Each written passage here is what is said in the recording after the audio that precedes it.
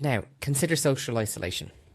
So you're an older adult, and what is the role of technology? How might an older adult use technology to mitigate um, their experiences of isolation? I'm glad you're asking me because as an older adult, personally, Oh, this is so I'm weird. not letting this one go. So how would they use it to combat social isolation? Yeah. I think loads of different ways. Maybe finding groups of people that you have something in common with, hobbies, interests, things like that. Maybe meetup groups, so groups that form online but meet to do physical activities. Social supports around illness and bereavement. I mean, there are support groups online for those kind of things. Like you said, your dad, like looking for information, not just looking for information, finding other people who are experiencing similar things. Like I know there's groups that are for people caring for a partner with Alzheimer's and things like that, where they can share their experiences that are quite traumatic and quite difficult, but also find ways to manage things and make things better. So I think it's a lot of different ways that people can do that, but also maintaining relationships with your wider network, which can be difficult when people are busy, particularly the next generation down who are working, raising kids.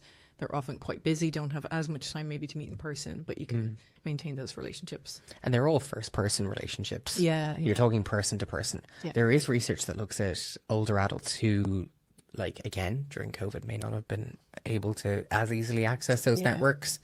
There's research that looks at things like social robots, telepresence robots. These are like, I love these. If you Google these on, and to see how they were reducing social isolation at home, there's various ones that look at like creating a sense of comfort in that space, or it could just be someone who they're talking to.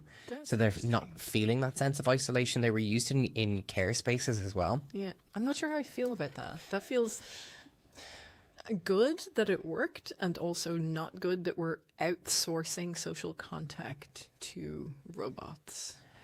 It has a positive impact. So give it a break for a second. Okay.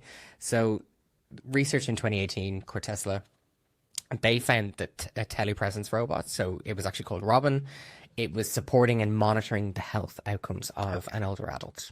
Right? Overall, positive outcomes, promoting psychological and physical well-being. They were the clear outcomes that came from that study. Positive interactions and its adoption.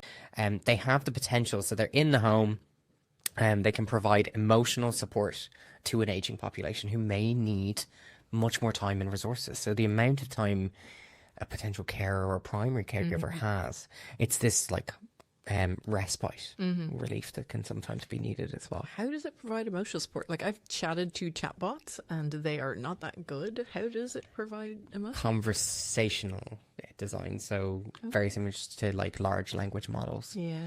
And most of the time it's like the paper reminded me of this kind of like Roger and kind of therapy based method. Yeah. Very much tell me how do you feel. Yeah. Not deep, meaningful, clinical conversation. Yeah. It's likely to get racist that way.